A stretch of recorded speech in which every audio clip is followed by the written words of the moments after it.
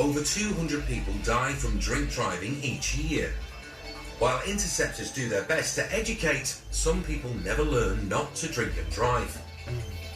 It's 9:15 on a Saturday morning, and Lee Wilson is in a marked X5. He's behind a BMW that's failed to stop. Lee suspects the driver is drunk at the wheel and is doing anything to evade capture.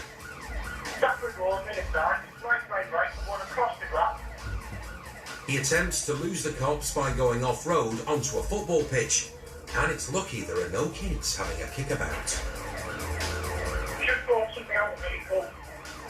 Lee's suspicion is that the driver is sloshed is bang on. He's thrown a can of beer out the window. Failing to lose the cops off-road, he's taking his erratic driving back into the estate. He's back on the road.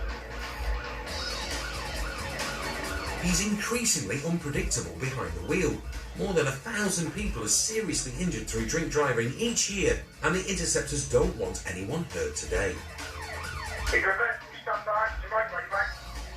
Not caring who he puts in danger, he narrowly misses a family. And he's seconds away from hitting a pedestrian.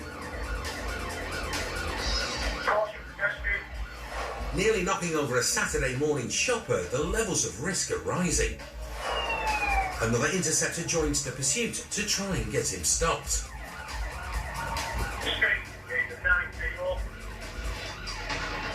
With more and more people out and about, it's getting too risky. So the pursuit is called off. Minutes later, the cops track down the owner of the car at home, who turned out to be the driver. And his reason for fleeing the interceptors became clear as he blew over twice the drink-drive limit. For driving drunk and failing to stop, he was banned from the road for 5 years and given a 12-week prison sentence, suspended for a year.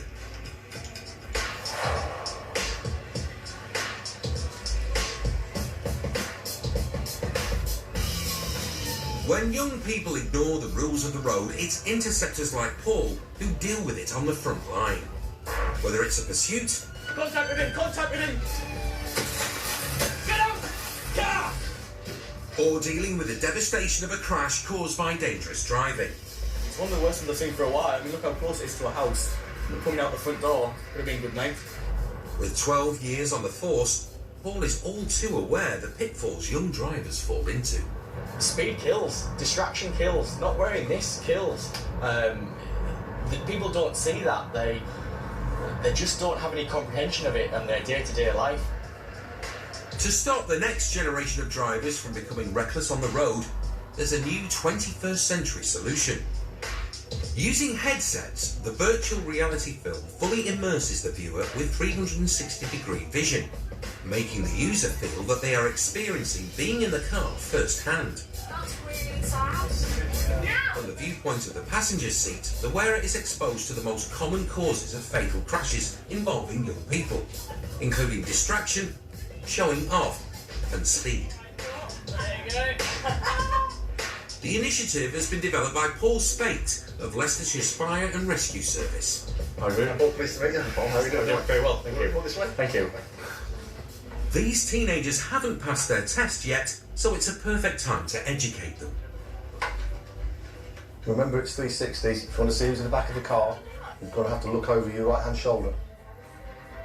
I hate you! Where did you get that? How would you like to know? While the youngsters in the film look like they're having fun, it shows how quickly unsafe driving can turn fatal.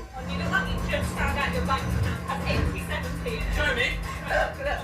The speeding driver loses control and fails to brake, crashing into a tractor. Tractor. What's in a tractor? That's the end of the road. Wow, crazy. Getting ringing in the ears. So then comes back that crash and the vision comes back all blurred. It shows the injuries, what were most commonly sustained in the car crash.